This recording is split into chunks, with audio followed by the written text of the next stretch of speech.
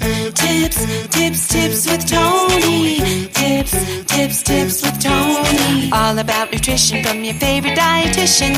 Everything you need to digest in your mind. Tips with Tony. Tips with Tony. Making you healthier one bite at a time. With Tony. Woo! Hello and welcome to the Tips with Tony podcast. I'm Tony Marinucci, your registered dietitian, helping you get healthy one bite at a time. It's been a minute since I've done a solo episode. I appreciate your grace and patience. I had lots of interviews and they were really great. And I'm not going to lie, this summer is just a time where I want to be a little bit more free. So I kind of recorded a whole bunch and put them out there, but I'm back. So today we are talking about bouncers and planters. If you don't know what they are, highly recommend you get a copy of my book, Once Upon a Diet, where you can find it on Amazon. I'll also link it in the show notes. And in my book, I talk about the difference between a bouncer and a planter. And I'm also going to explain it here. And I do go into this in my book, but I just thought it would be a really great thing to elaborate on here on the podcast. However, like I said, I still recommend you get my book because there's so many other great, incredible things in there, and it definitely doesn't hurt to review. So this is something that came to me as I was writing. This is not something that's out there in the internet. So if anybody claims that they created the difference between a bouncer and a planter, not true. This is something I was just thinking about, the different types of people that struggle when it comes to dieting and relationships and, you know, all the things that we tend to, there's a saying, how you do one thing is how you do everything.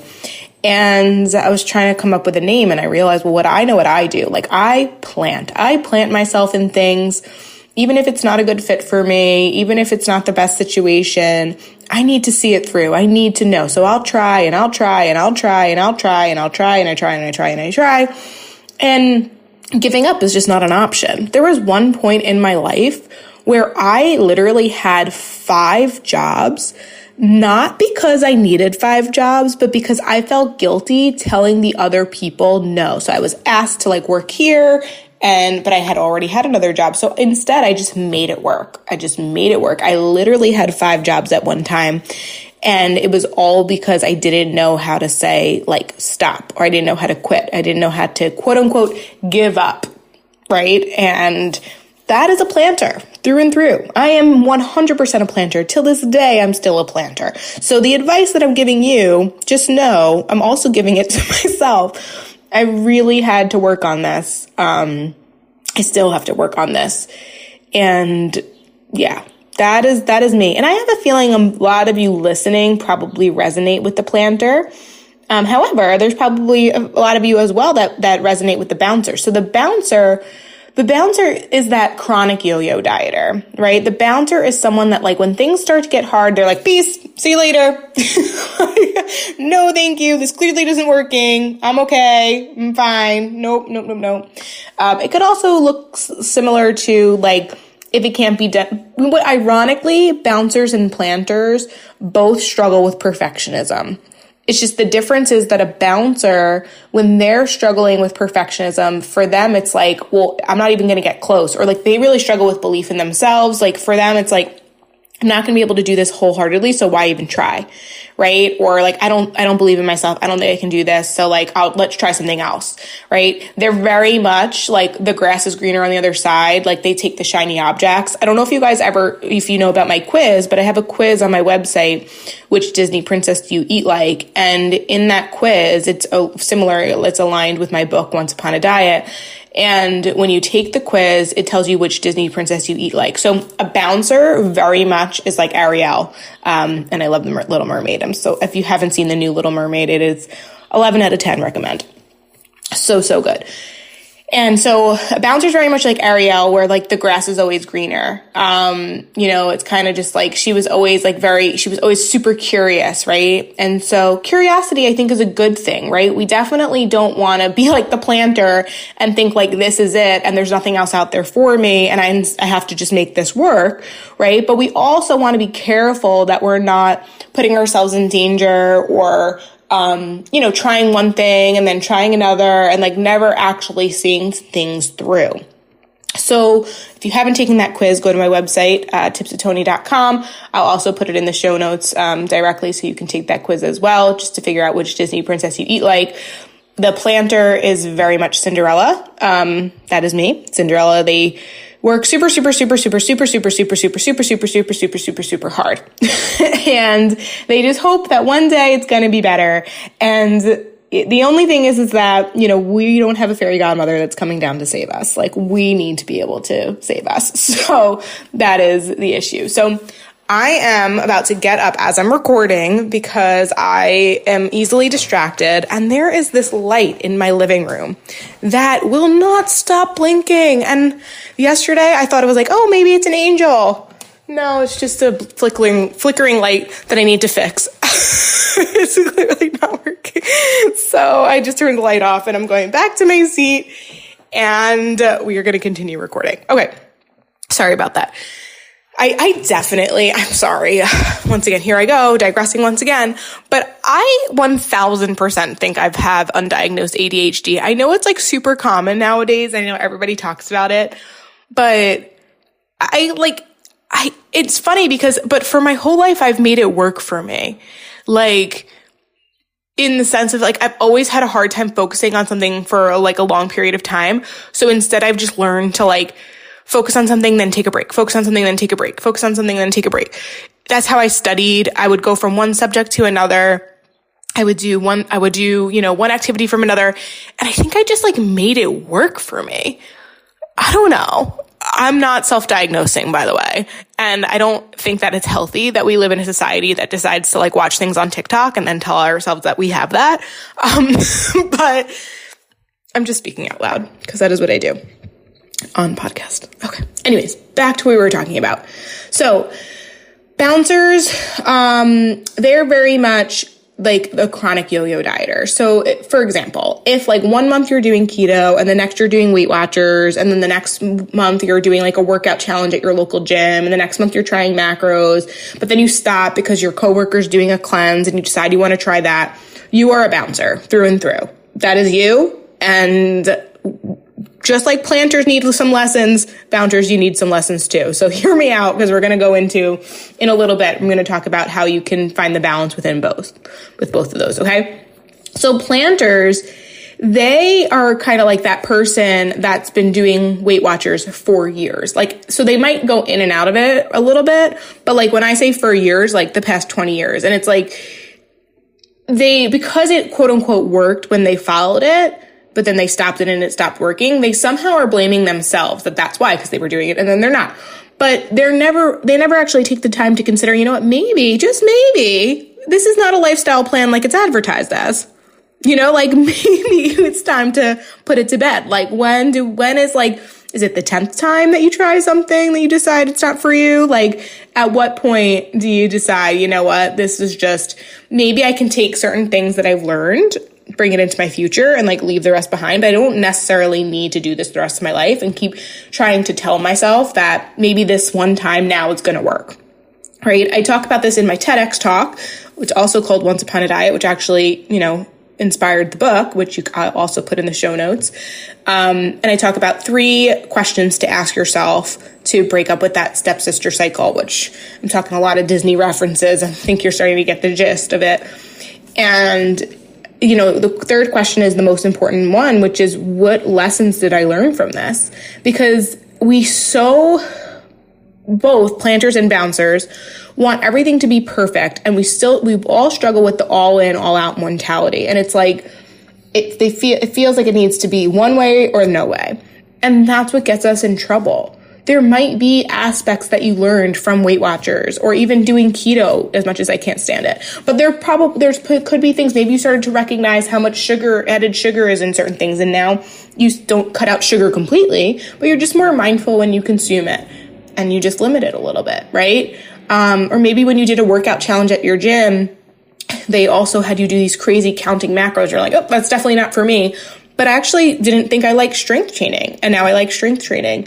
So that you incorporate. Like this is kind of how I want you to start to look at things a little bit more. Because ironically, even though they look completely different, bouncers and planters, they are so similar, right? They both struggle with the all in, the all or nothing mentality. They both struggle with perfectionism, and they both just really want this stuff to work. Like, they really do, but they're just stuck in their patterns. And that's what we need to break. So planters are extremely disciplined, like extremely. So much so that if they miss a workout or eat anything like outside of their plan, they feel incredibly guilty. And then they feel like they need to make up for it the next day. Whereas like a bouncer, they might look like they're super disciplined. It lasts for a couple of days and then they're like, oh, I can't do this. So, why even try? So you see how similar they are? And I'm curious, as I'm talking, are you resonating with this? If you are, take a screenshot, share it on your story, tag me at tips_with_Tony with an I. Share this with a friend. Let me know, is this resonating? I definitely want to know. Because when I was writing about it, when I was writing my book, I was like, wow, we're not different at all. Like, I never felt like even when I was coaching bouncers, I never felt like I could really like help them as much as I could help a planter. But when I started to realize how similar we all are, I was like, oh, I can help you guys. I can totally help you guys. Like, this is what I do, right? So, all right. So how do we find the middle? Where are the middle? There's 3 things that I think you can do where we can take a little bit of advice from the planter and a little bit of advice from the bouncer, right? So in regards to your habits, number 1, stop telling yourself that your workouts need to look a certain way. That is what screws so many of us up, where the planter feels like it needs to be, actually both, once again, very similar. They feel like it needs to be a certain duration, or you have to break a sweat, or it has to be, the perfect plan or whatever. And once again, the bouncer tries it, thinks they're going to go all in, isn't able to, or doesn't believe in themselves, or, realizes, oh, this is too hard. And they quit before the magic's about to happen. Whereas the planter, they might be killing themselves because they feel guilty if they don't. But what they're realizing is they're actually working harder instead of smarter. And they could still get the results if they went in, put in like 80% of the work. They don't have to go all in 100%. And that's okay, and it's okay too. And they are able to then enjoy other things in life. And actually, maybe their workout's 45 minutes instead of an hour, or maybe they actually give themselves a day off and they were like, oh wow, like my body loves rest. Like that's amazing, right? So you have to stop telling yourself that your workouts need to look a certain way. This could be where so for the bouncer might need to work on a little bit more structure, but it doesn't have to be super intense because they like to try new things. So maybe they commit to, home workouts 3 to 4 times a week, but then one of those workouts, maybe they take a bouncer would be good for with workouts? ClassPass. Have you ever heard of ClassPass? It's basically like you pay for credits, and then depending on the class, you can try different workouts. So that might be a really great option for somebody who's a bouncer, because it's like they can still have some sort of a routine built in their day, but they can try something new each week if they wanted to. And that doesn't mean now they have to, 1 week do this and 1 week do that and blah, blah, blah. But maybe they just try something new and they really, really like it. So that would be a really great idea for a bouncer. For a planter, they might, they tend to like routines. So for them, they might not try a new workout every week, but maybe once a week they do something a little bit different. Maybe instead of going to a new class or working out at home, maybe they just change their scenery and they walk outside. Or maybe they do a YouTube workout. Even like, for example, I was doing Peloton for a while, like the strength training workouts, and now I highly recommend on YouTube, Juice and Toya workouts. They are really great, and they're free, and they're really easy to follow. And they have ones that are 15 minutes, 20 minutes, 30 minutes, 45 minutes, an hour. Like, you can literally do anything. And it's very similar to the Peloton workouts, the Peloton strength workouts. But it's just different people. And it's just a different way of working out. But it's still at home, and it's still through a screen. Like, it's not that much different, but it's a little bit different, where it makes me realize, like, it's where now for a planter, it's like, oh, it doesn't have to look perfect. It could be very similar, but it doesn't have to be exactly what I had said it was, right? I don't have to follow a program to completion. I can.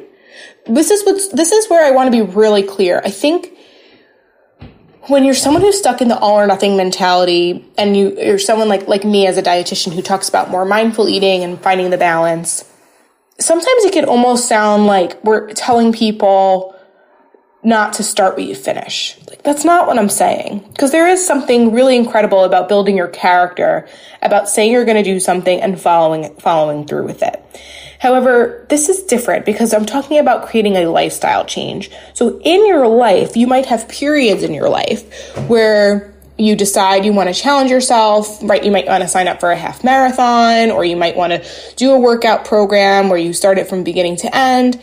And, you know, that's something that you do because you want to, it's like, okay, you want to prove it to yourself. But if that's what you're stuck in, and that it needs to look like that all the time for the rest of your life, that to me sounds exhausting. If that works for you, that's different. But I'd say most of the people that I speak with and most people that I work with, like, that's just, they usually need, if they're stuck in that, it usually means they need to learn to give themselves a little bit of grace, and to, like, let them know that it's actually okay. It's okay if you start something and you don't like it midway through, right? And second question to the questions you need to ask yourself, you know, if you want to break up with that stepsister cycle that I talk about in my YouTube talk, in my TEDx talk, like, do I even like this? Like, if you start a workout program, and it's not like you don't like it because it's hard, but, like, it doesn't excite you. Maybe, I don't know, maybe you like strength training, but you don't like bar. I use this example a lot, but, like, biking and swimming, no thank you. No enjoyment at all. I don't need to bike or swim. Like, swimming is a great workout. Biking is a great workout. I don't like them, so I'm not going to do them. Like, I can get the same fulfillment. I can build the same strength. I can, you know, do that through walking, running, strength training, a bar class, dancing. Love those. Those are great. Swimming and biking, no thanks. I'm good. Not my type, not my choice. For you, might be. That's okay. All right? So anyways, back to what you need to do to find the middle of a bouncer and planter. Stop telling yourself that the workouts need to look a certain way. Okay? That's number one. Number two, you need to define what moderation means to you. A bouncer is really guilty of this one. They actually never define what moderation means to them. And then what they do is they'll, you know, be quote unquote really good Monday through Thursday, eating super clean. I'm using lots of air quotes here. Monday through Thursday. And then Friday comes and it's like, oh, everything in moderation for the drinks, everything in moderation for the nachos, everything in moderation for the pizza, everything in moderation for the bagel, everything in moderation for the dessert. The whole weekend now is a free-for-all because they somehow told themselves that it's quote-unquote okay. And it's okay. I'm not here to add to food guilt to you. Trust me, that's not what I'm doing at all. But what I'm saying is that that's not balance, right? I actually just recently posted about this on my Instagram, and I don't want to go digress once again. But if you're not following me on Instagram, make sure you do at tips_with_Tony with an I. And people misuse the word balance a lot, and that's probably a separate podcast. So I'm gonna wait on that. I'm not gonna go on a tangent. I'm gonna make a note. that I am going to make another podcast episode about how people misunderstand when I say balance, what that looks like and what that means. Okay? So you need to define what moderation means to you. And planters need to do this too, because planters, they feel guilty if they eat a piece of chocolate in the middle of the day. One piece of chocolate in the middle of the day. They feel guilty about that. That might be the only thing that they have that's sweet for the whole week, but yet they still feel guilty about it because they never define what moderation means to them. You need to do that. Okay, for example, bouncers, they might eat out a little bit too much. Maybe they probably need to get back in the kitchen a little bit, right? Whereas planters, they're like super rigid with their eating. They only cook their meals and they feel guilty if they eat out even once.